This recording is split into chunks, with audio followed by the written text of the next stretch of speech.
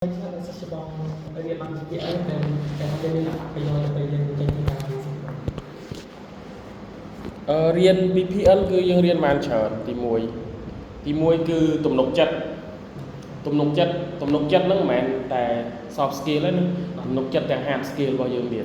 បានន័យថាយើងចេញពី BPL ទៅយើងទទួលបានការអប់រំមួយដែលល្អផ្ដល់ទាំងជំនាញពិតចំណេះពិតហើយសមត្ថភាពទៅលើការធ្វើការដើម្បីយើងត្រៀមខ្លួនរួចជាស្រេចចេញធ្វើការដោយសារអីនៅ PMC យើងមានបរិញ្ញាផងយើងមានចុះ skill study ផងយើងមានចុះ trip ផងយើងមានចុះតំណែងតំណងផ្ទាល់ទៅកាន់សហគមន៍ដល់ពេលយើងធ្វើយើងនេះមានទំនុកចិត្ត dan semua dia tang mun beda dari sebang intern tapi an bang dia jong lại kan semrap sebang tu jadi subjek mun beda មុនពេល intern តាមម៉ោងចាំពេលហ្នឹងគឺ PMC បានពង្រឹងសមត្ថភាពរបស់យើងទី1យើងចុះកម្មសិក្សាទី2 PMC រៀបទាំងរបៀបប្រយ័ត្នក្នុងការធ្វើបច្ចេកបានន័យថាឲ្យយើងដឹងថាយើងត្រូវធ្វើការមិនត្រូវធ្វើបច្ចេករបស់យើងមិនទី3 PMC បានរៀបចំជា interview បានន័យថាឲ្យយើង prepare តាក់ទងនឹង interview ដែរដើម្បីទៅប្រកួតប្រជែងជាមួយសាលាផ្សេងទី4 PMC ក៏រកគេហៅថាកន្លែងណាដែលសមរម្យដើម្បីយើងចុះកម្មសិក្សាចុះ internship បានល្អតាមម៉ោងចាំកាលហ្នឹងយើងមិនសិស្សចេញពីសាលាយើងមិនមែនតែចេះទៅ internship ទេយើងផ្ដោតទៅលើរវល់ដែរបាទចឹងខ្ញុំចូលទៅសំណួរមួយទៀតតែក្រោយពេលបញ្ចេញរបស់បញ្ចប់ PPN តើសិស្សបងមានរៀនតនៅសាលាណាផ្សេងទៀតរៀនបងរៀននៅពុទ្ធសាសនាយើងហ្នឹងបាទឆ្នាំទី3ទី4រៀននៅពុទ្ធសាសនាសិស្សបងតលើជំនាញតែក្នុងពេលសិស្សបងតលើសិស្សបងតលើជំនាញថ្មីមួយផ្សេងទៀតមិនសិស្សបងបន្តជំនាញដដែលសបងទៅលើ web programming ដដែលអត់មានដូរទេសបងព្រោះសបងឆ្លាញ់ programming ហើយអញ្ចឹងអត់មានដូរទេទី2សិស្សបងគិតទៅលើអាឡូវិនណាគិតទៅលើថវិកាខ្លួនឯងដែរអញ្ចឹងណាហើយទី3សិស្សបងគិតទៅលើការតឆ្នាំទៀតបានន័យថាយើងចេញពី PMC ទៅឆ្នាំទី1ទី2យើងទៅតនៅ UP ហ្នឹងឆ្នាំទី3អញ្ចឹងសិស្សបងចំណេញបាន2ឆ្នាំទៀតរៀនចប់បញ្ញាបត្រមកតែបើសិនជាបងតទៅរៀនជំនាញអីផ្សេងមកទៅរៀនឡើងវិញឆ្នាំទី1ទី2ទី3ទី4អញ្ចឹងទៅហើយបាទអញ្ចឹងសិស្សបងអត់ចង់ខាតពេលវេលាទេហើយណាមួយយើងទទួលបានការងារក៏ដោយសារតែជំនាញហ្នឹងដែរអញ្ចឹងសិស្សបងអត់ដូរទេតទៅ programming ក៏ដែរយើងទៅពួកចំណុចទី3មានផ្នែកដំណើរការអាជីពរបស់សិស្សបងចំពោះសំណួរទី1តែក្រោយពេលសិស្សបងបញ្ចប់ពី intern ហ្នឹងតើការងារមួយណាសិស្សបងចូលដំបូងគេបងពេលដែល intern ឬក៏ intern ចប់ពី intern មែនចប់ពី intern កម្មវិធី intern របស់ PMC ដែលសិស្សបងបន្តការងារដំបូងគឺជា IT officer ឬក៏ junior web developer អញ្ចឹងទៅប៉ុន្តែនៅខាងគេនោះគេហៅថា IT officer តាមមកចាំហ្នឹងហើយ CC program ដែរតែគាត់ថាពេល intern ហ្នឹងក៏ match up បាទមានទាំង network ផងមានទាំង web ផងបាទចែកចប់ទៅគឺបងចូល web សុទ្ធ CC program សំណួរមួយទៀតតែការផ្លាស់ប្ដូរពីជានិស្សិតទៅជាអ្នកធ្វើការប្រចាំថ្ងៃនេះមានផលវិបាកអ្វីខ្លះបងផលវិបាកដែរផលវិបាកទី1ពេលដែលយើងរៀននៅសាលានៅ PMC គឺយើងមានលោកគ្រូអ្នកគ្រូគាត់ជួយកាយយើងគាត់ជួយបញ្យល់ណែនាំគាត់ជួយរៀបចំការភាគទាំងការនៅទាំងការសិក្សាយើងទៀតយើងមានម៉ោងសិក្សាច្បាស់លាស់យើងមានម៉ោងសម្រាប់ច្បាស់លាស់យើងមានម៉ោងគេច្បាស់លាស់តែដល់ពេលវិវត្តខ្លួនពីនិស្សិតទៅអ្នកធ្វើការពេញសិតហ្មងពេលខ្លះយើង lose control យើង control ខ្លួនឯងអត់បានទី2ពេលខ្លះយើង stress ច្រើនជាងមុនបាទទី3យើងពិបាកមិនដេកគេហៅថាការងាររបស់យើងដោយសារតែទី1យើង alone យើង stand alone អញ្ចឹងអាហ្នឹងគឺចំណុចពិបាកហើយចំណុចទី4ដែលសិស្សបងគិតថាពិបាកនោះគឺការរស់នៅទីក្រុងភ្នំពេញតែម្ដងព្រោះដោយតែសិស្សបងដឹងស្រាប់ហើយពេលដែលយើងនៅ PMC យើងនៅជាក្រុម អ យើង share គ្នាផ្ទះមួយនៅគ្នា4-10នាក់អីទៅ20នាក់អញ្ចឹងទៅយើង share លុយគ្នាដល់ពេលយើងចេញធ្វើការពេលខ្លះយើងអត់ចង់នៅជាក្រុមទេយើងនៅជាក្រុមអត់កើតយើងទៅត្រូវពេលខ្លះយើងទៅត្រូវទៅចេញទៅនៅកន្លែងផ្សេងអញ្ចឹងការស្នាក់នៅការចំណាយអីពេលខ្លះវាពិបាកក្នុងការcontrol ការគ្រប់គ្រងរបស់យើងណាអានឹងគឺជាចំណុចពិបាកធំដែលសាច់ច្បងជួបកន្លងមកអញ្ចឹងបើពិបាកផ្សេងទៀតច្បងគិតថាអត់អីទេព្រោះយើងនៅ PNC 2ឆ្នាំពេញដូចបាត់ដៃអញ្ចឹងវាមិនមែនជាបញ្ហារបស់យើងនៅក្នុងការចរាចរណ៍នៅលើផ្លូវទេអញ្ចឹងវាអត់ជាបញ្ហាទេបញ្ហាដែលជួបគឺមានប៉ុណ្ណឹង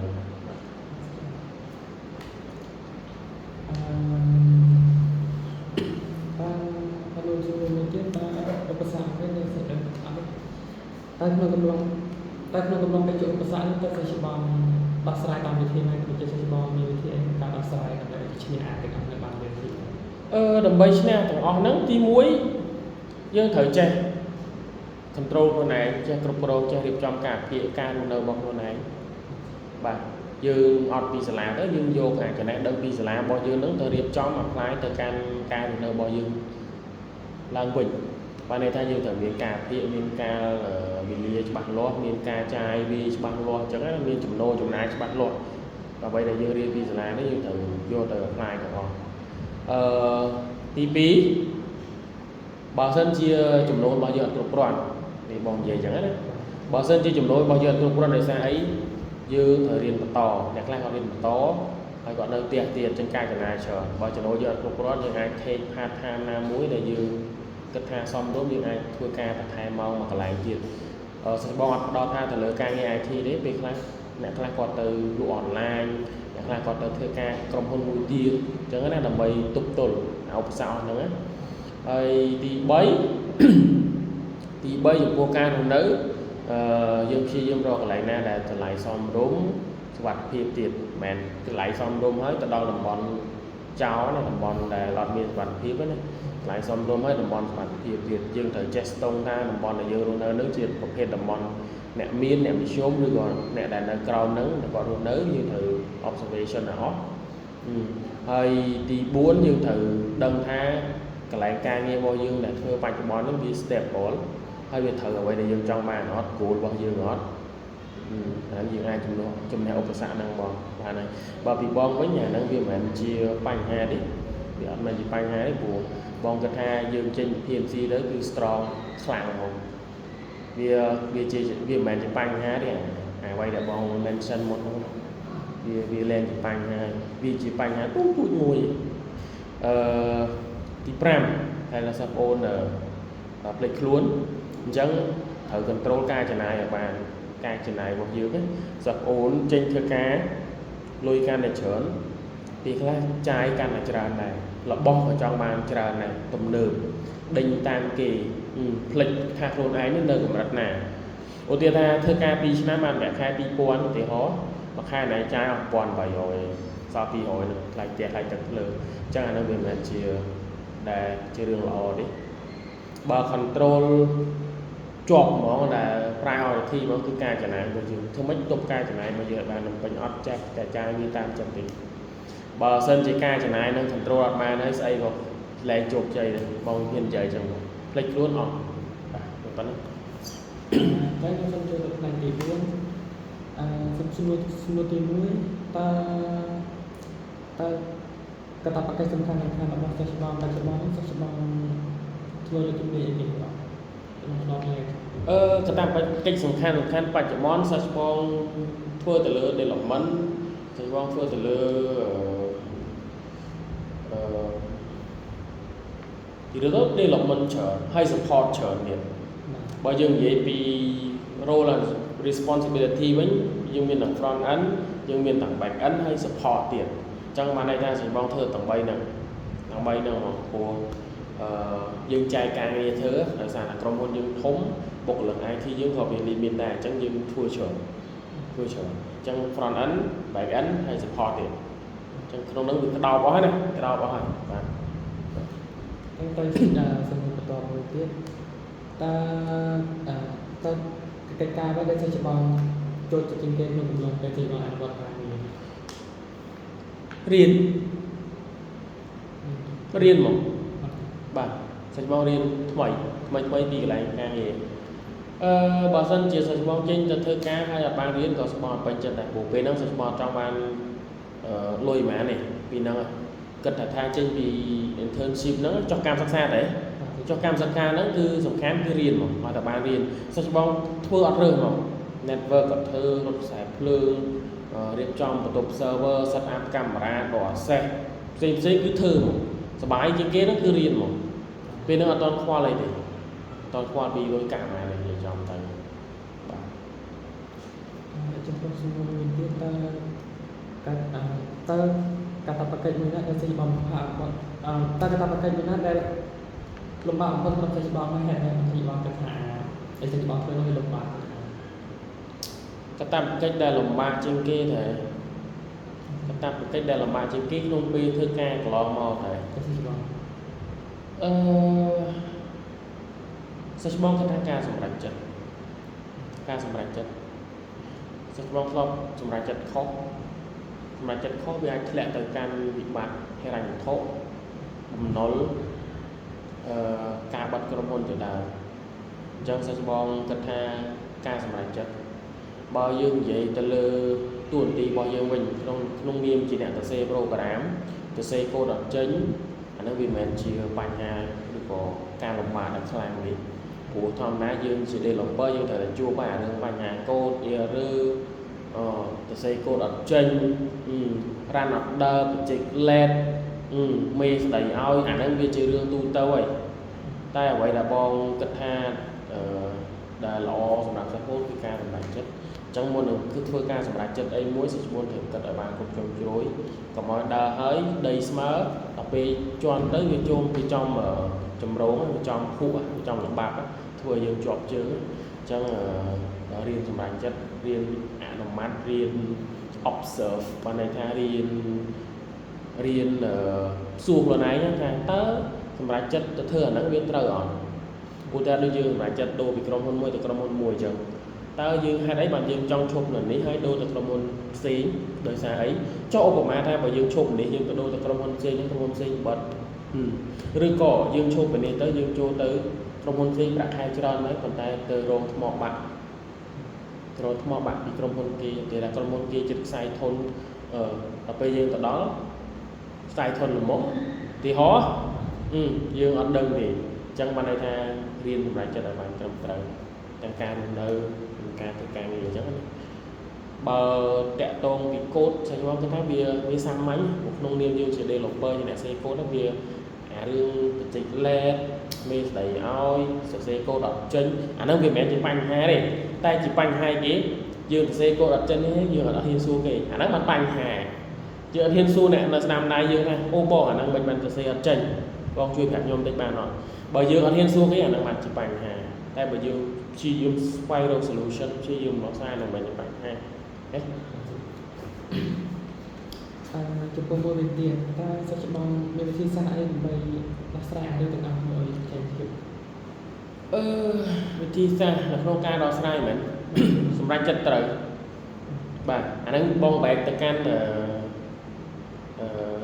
សំណួរមុនហ្នឹងដែលបងនិយាយថាការសម្រេចចិត្តឲ្យបានច្បាស់លាស់សម្រាប់ចិត្តត្រូវរៀនស្វែងយល់ពីការមជ្ឈដ្ឋានទូទៅជុំវិញទំនាក់ទំនងចំណុចទី2ណាទំនាក់ទំនងតាក់ទងសួរបើយើងស្គាល់មានបណ្ដាញអីសួរថាក្រុមហ៊ុននឹងមិនដែរមិត្តភ័ក្ដិយើងអញ្ចឹងសិស្សច្បងមិនដែរសិស្សច្បងក្រុមហ៊ុននឹងមិនដែរអញ្ចឹងសិស្សច្បងគាត់នឹងប្រាប់ហ្នឹងព្រោះធម្មតានៅ PNC network យើងធំសិស្សច្បងយើងនៅគ្រប់កន្លែងតម្លាក់ចូលក្រុមមួយទៅ alumni របស់យើងហ្នឹងបាទសិស្សច្បងយើងចាំជួយគ្រប់វិនាទីអាហ្នឹងក៏ជាដំណោះស្រាយដ៏ធំដែរទី3យើងគិតពីខ្លួនយើងវិញខ្លួនឯងសួរខ្លួនឯងសួរខ្លួនឯងតើដំណោះស្រាយណាដែលយើងគិតថាល្អបំផុតដំណោះស្រាយណាដែលយើងគិតថាល្អបំផុតទី4ជួបឧបសគ្គភ្លាមស្វែងរកអ្នកដែលជួយយើងបានបន្ទាប់ពីយើងគិតថាឧបសគ្គហ្នឹងយើងធ្វើអត់ទៅមុខហើយការសម្រេចចិត្តហ្នឹងយើងគិតថាយើងចង់រកអ្នកដែល មកជួយណែនាំយើងបន្ថែមទៀតថាតើយើងធ្វើការសម្រេចចិត្តនឹងត្រូវនៅមានមិត្តភក្តិយើងមានគ្រូយើងគ្រូ PMC មានសិស្សច្បងយើងព្រោះដូចឧទាហរណ៍ថាយើងថ្មីអញ្ចឹងការសម្រេចចិត្តរបស់យើងវាខ្លះបានគ្រប់ជ្រុងជ្រោយអញ្ចឹងយើងត្រូវការអ្នកដែលមានបទពិសោធន៍គាត់តែអ្នកមានបទពិសោធន៍មកគេឃើញថានឹងមានបញ្ហាគេខ្លះចំណុចចុងក្រោយដែល បងចង់មិនសិនគឺតំណែងតំណងល្អតែតំណែងតំណងគឺជួយដោះស្រាយបញ្ហាយើងបានសឹងតែ 90% ហើយឲ្យតែយើងចេះតំណែងតំណងនិយាយមែនទេឲ្យតែយើងចេះតំណែងតំណងបញ្ហា 90% ត្រូវបានដោះស្រាយសល់តែ 10% ទៀតទេដែលយើងត្រូវដឹងពីខ្លួនឯងចំពោះមួយទៀតសូមសួរថាច្បាស់គឺ skill និង development បាទ skill and development ទេបង skill និង development សុំមកច្បាស់នេះបងចង់ដោតទៅលើគេសំណួរខ្ញុំសួរចង់ទៅលើជំនាញតើជំនាញនៃបច្ចេកទេសណាដែលសំខាន់សម្រាប់ការងាររបស់សិស្សបងផ្ដោតទៅលើការងារទូនាទីដែលយើងត្រូវធ្វើកុំរៀនអីដែលប៉ាត់នេះបើក្រុមហ៊ុនយើងទៅសេ JavaScript HTML CS Bootstrap យើងផ្ដោតតែ4ហ្នឹងបានហើយយើងមិនបាច់ទៅរៀន PHP Laravel ឬក៏ WordPress ទេកុំឲ្យយើងបែកឆ្វេងបានន័យថាបើសិនយើង internship អត់អីរៀនអីរៀនទៅកុំខ្វល់ក្រុមហ៊ុនដាក់អីឲ្យធ្វើហ្នឹងតែបើយើងមានការងារធ្វើហើយត្រូវផ្ដោតទៅលើ skill របស់យើងនឹងសម្រួចវាសិនចេះ JavaScript ផ្ដោតវាខ្លាំងចេះHTML CS ចេះ WordPress ផ្ដោតវាសំលៀងវាផ្ដោតវាខ្លាំងកុំបែកឆ្វេងកុំបែកឆ្វេងតាមគេបាទអាហ្នឹងគឺ skill របស់យើងត្រូវតែស្រួចត្រូវតែមុតដោតទៅលើការងារក្រុមហ៊ុនរបស់យើងហ្នឹងទី2ឆ្លៀតបាទឆ្លៀតរៀនតាក់ទងនឹង AI ព្រោះសម័យឥឡូវដឹងតែអ្វី AI នេះវាជួយយើងបានច្រើន AI វាជួយបានដល់ development ទៀតអាហ្នឹងយើងក៏ត្រូវតែរៀនដែរប៉ុន្តែskill របស់យើងគឺផ្ដោតទៅលើការងារយើងប្រចាំថ្ងៃ development បាទការអភិវឌ្ឍទៅមុខទៀតយើងត្រូវតែរៀន AI research ទៅលើ AI ជួយយើងបានច្រើនdevelopment បន្តទៀតគឺតាក់ទងទៅនឹងចំណេះដឹងទូទៅត្រូវតែរៀនដែរ development ចំណេះដឹងទូទៅត្រូវតែរៀនត្នេ development បន្ថែមទៀត join workshop ជាដើម join កម្មវិធីសិក្សាជាដើមដែលគេធ្វើជា publish នៅពេញយើងអត់ខ្វះគ្រប់ខែរាល់ថ្ងៃអត់យើងត្នេ search មើលទៅមានទៅមើល event អាហ្នឹងគឺ development ហើយចុងក្រោយគឺព្យាយាមរៀនអីដែលថ្មីរហូតអត់ទាន់គេមិនតាម trend លើ TikTok រាំទេមិនរាំស៊ីស៊ីយើងរៀនអីដែលថ្មីតាក់ទងហ្នឹងការងាររបស់យើងប្រចាំថ្ងៃតំណែងតំណងអញ្ចឹងទៅភាសាបរទេសភាសាអង់គ្លេសភាសាចិនវៀតណាមអញ្ចឹងទៅយើងត្រូវប្រឹងប្រែងអញ្ចឹងណាបើ skill ដូចតែមុនហ្នឹងអញ្ចឹងសាច់បង get back ទៅវិញ remind ផ្ដោតទៅលើអ្វីដែលក្រុមហ៊ុនយើងប្រើកុំបែកឆ្វេងយល់ទេកុំបែកឆ្វេងអញ្ចឹងអាហ្នឹងគឺ skill យើងគួរតែប៉ុណ្ណឹងមានអីទៀតចំពោះសំណួរទី2តើ soft skill ដែលយើងប្រើជាញឹកញាប់ក្នុងក្រុមហ៊ុនជីវៈ soft skill ដែលប្រើញឹកញាប់មែនអ្នកធ្វើការខ្លះគាត់ភ្លេចទេអញ្ចឹងសាច់បងឲ្យដំបូងមានទី1តំណែងតំណងទី2ក្នុងតំណែងតំណងហ្នឹងរៀនឆ្លើយថាទេរៀនឆ្លើយថាទេរៀនបដិសេធអ្នកខ្លះគាត់ភ្លេចរៀនបដិសេធពេលដែលគាត់ធ្វើការទី3ដំណោះស្រាយបញ្ហាចេះស្វែងរកដំណោះស្រាយបញ្ហាដែលអង់គ្លេសហ្នឹង problem solving ចឹង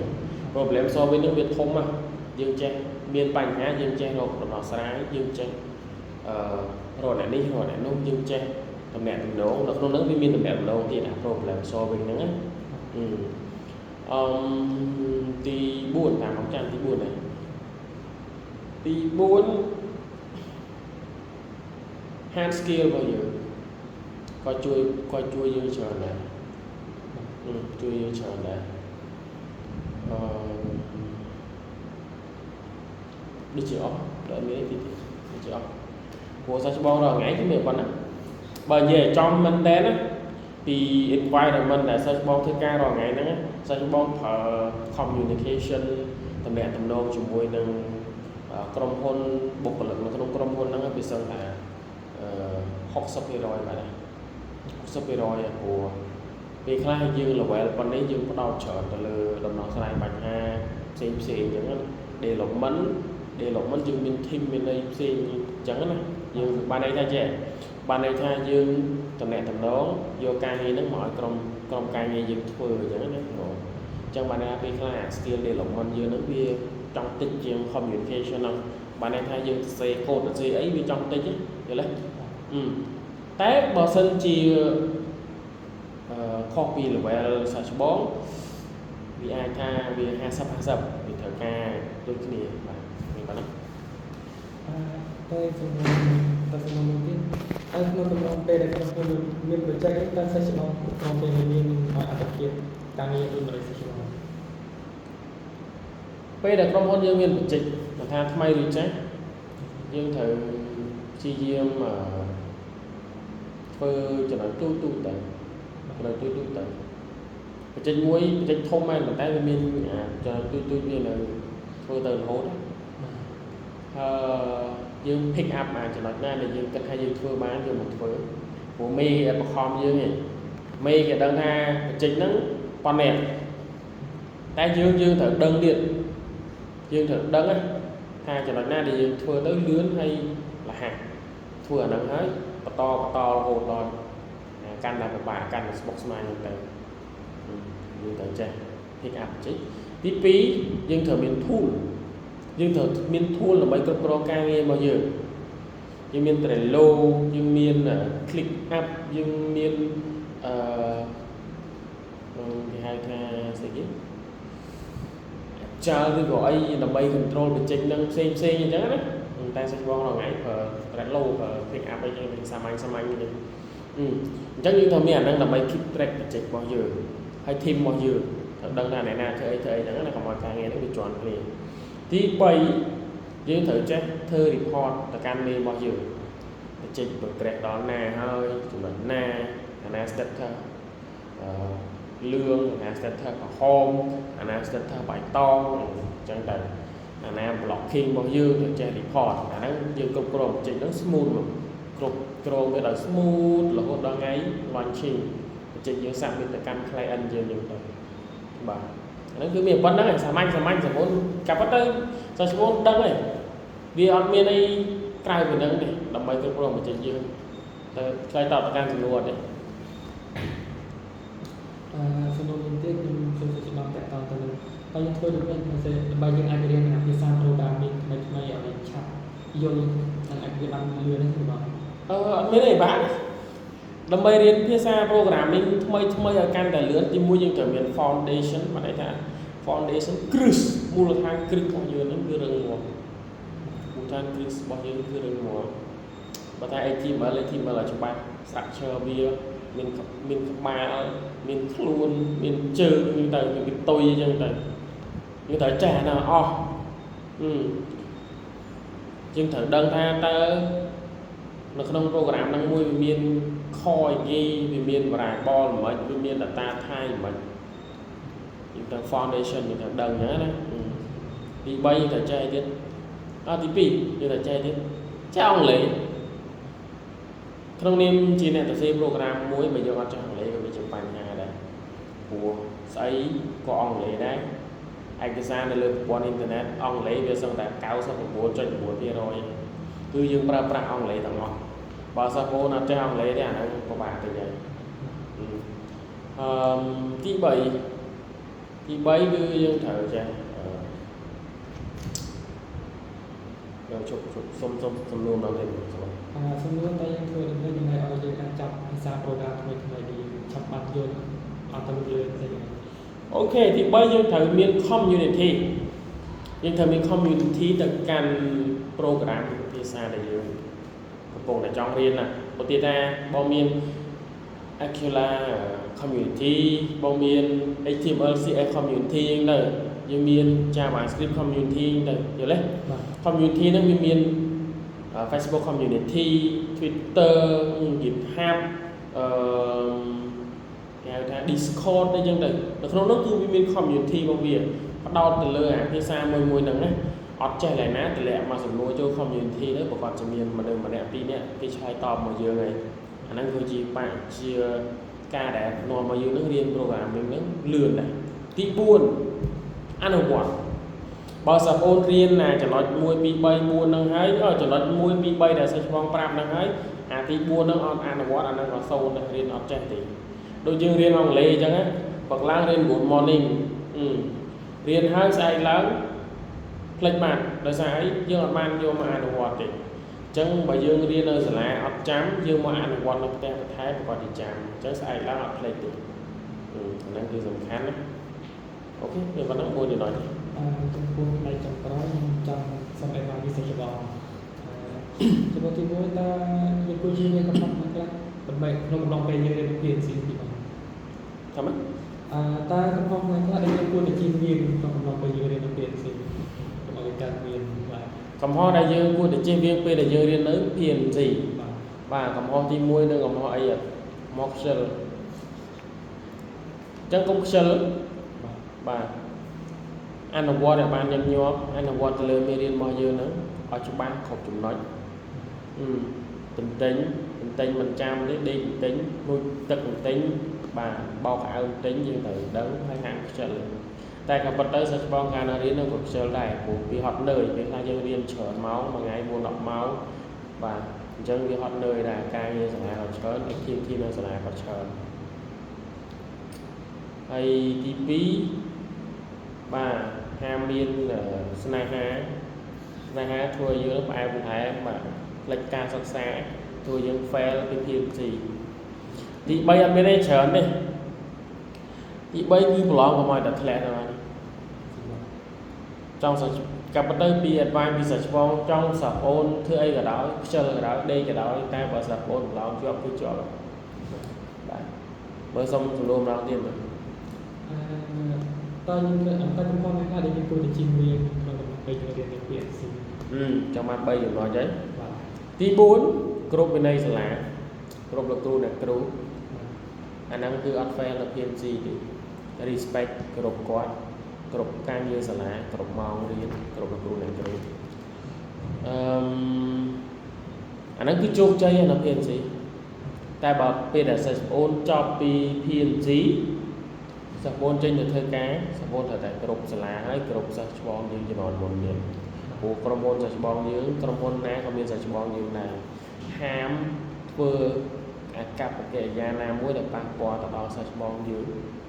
ព្រោះអាចគាត់មាន note នៅក្នុង blacklist ព្រោះយើងអត់ដឹងទេថាយើងត្រូវ apply ទៅក្រុមហ៊ុន A ក្រុមហ៊ុន B ក្រុមហ៊ុន C ហើយ